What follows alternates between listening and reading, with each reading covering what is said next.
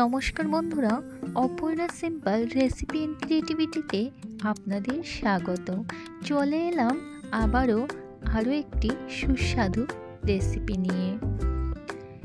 এখানে আমি 1.5 কাপ চাল নিয়েছি।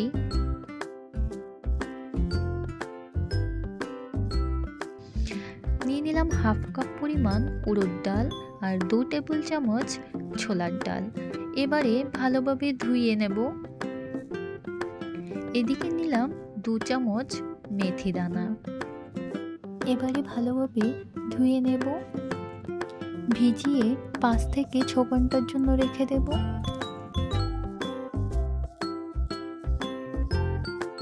ফিরে এলাম 6 ঘন্টা পর।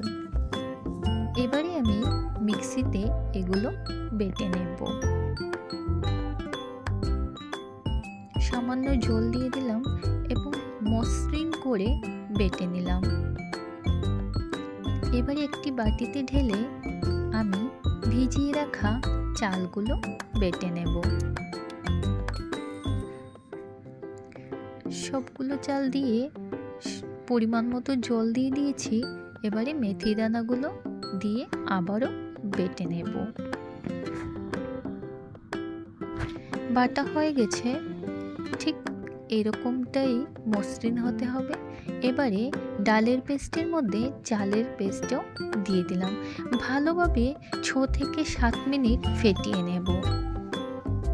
ফেটিয়ে নিয়ে ওভারনাইট রেখে দেব ফার্মেন্টেশনের জন্য। ফিরে এলাম পরের দিন। 1 কাপ পরিমাণ অড়হর ডাল 2 ঘন্টা অবধি ভিজিয়ে রেখেছিলাম। কুকারে পরিমাণ মতো জল দিয়ে নুন দিয়ে ডালটাকে সেদ্ধ করে নিয়েছি। এবারে তড়কা দিয়ে দেব। এদিকে সাম্বারের জন্য আমি কিছু সবজি নিয়েছি। মিষ্টি কুমড়ো, গাজর, টমেটো, আলু আর 1/2 ইঞ্চির মতো আদা। এবারে কড়াতে তেল গরম করে নিয়ে তাতে দিয়ে দিলাম শুকনো লঙ্কা, সর্ষে আর কারি পাতা। কিছুক্ষণ ভেজে নিয়ে তাতে সবজিগুলো দিয়ে দিলাম। এবার কিছুক্ষণ সবজিটাকে ভেজে নিয়ে তাতে দিয়ে দেব স্বাদ মতো নুন, হলুদ গুঁড়ো, জিরে গুঁড়ো, লঙ্কা গুঁড়ো। মশলার সাথে সবজিটাকে ভালোভাবে কষিয়ে নেব।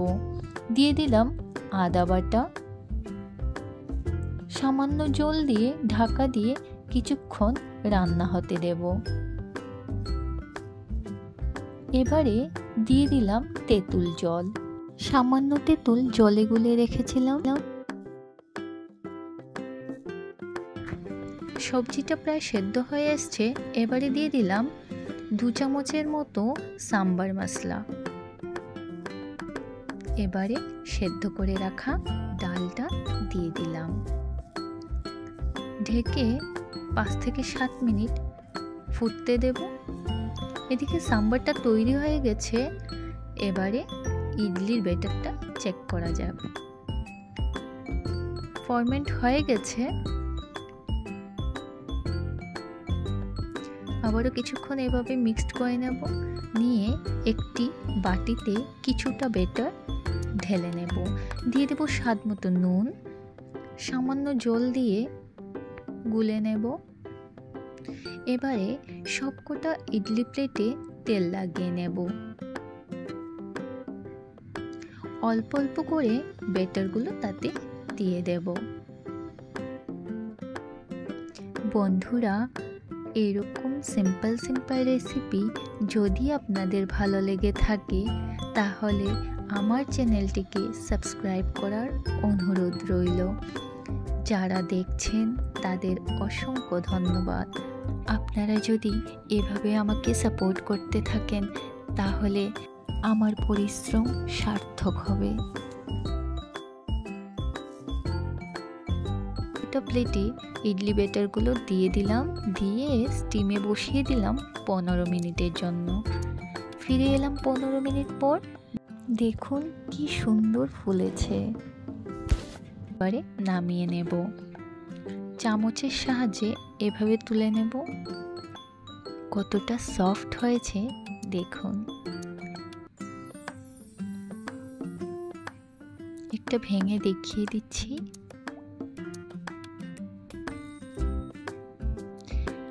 এবারে সার্ভ করে নিলাম।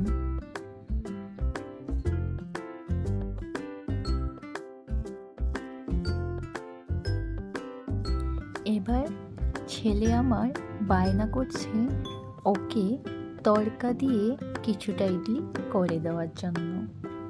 চলুন তাই করে নিই। এদিকে আমি চুলোতে একটি প্যান গরম বসিয়ে দিয়েছি, দিয়ে তাতে দিয়ে দিলাম সর্ষের তেল। কিছুক্ষণ গরম করে নিয়ে তাতে দিয়ে দিলাম একটি শুকনো লঙ্কা আর সর্ষে, কিছুটা কারি পাতা। কিছুক্ষণ ভেজে নিয়ে ইডলিগুলো দিয়ে ভেজে নেব। এবারে উপর থেকে দিয়ে দিলাম 1 চামচের মতো চাট মশলা। বাস তৈরি হয়ে গেল তড়কা দেওয়া ইডলি। আপনাদের আমার এই রেসিপি কেমন লেগেছে কমেন্ট করে অবশ্যই জানাবেন। ভালো লাগলে অবশ্যই একটি লাইক করবেন। ভালো থাকবেন, সুস্থ থাকবেন।